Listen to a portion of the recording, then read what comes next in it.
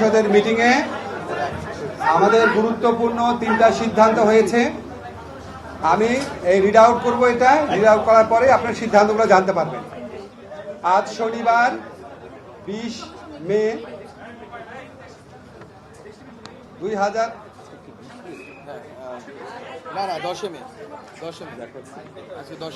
আচ্ছা, আমি আবার থেকে পড়ছি। হ্যাঁ, আজ শনিবার 10 মে 2025 তারিখে উপদেষ্টা পরিষদের এক বিশেষ সভা অনুষ্ঠিত হয়।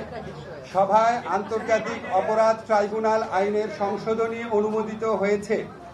সংশোধনী অনুযায়ী আন্তর্জাতিক অপরাধ ট্রাইব্যুনাল কোনো রাজনৈতিক দল, তার অঙ্গ সংগঠন বা সমর্থক গোষ্ঠীকে শাস্তি দিতে পারবে।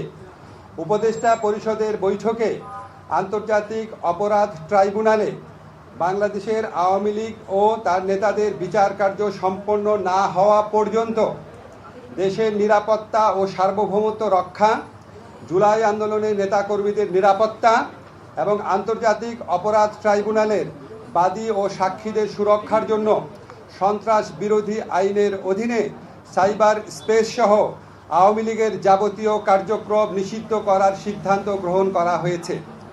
এ বিষয়ে প্রয়োজনীয় পরিপত্র পরবর্তী কর্মদিবসে জারি করা হবে।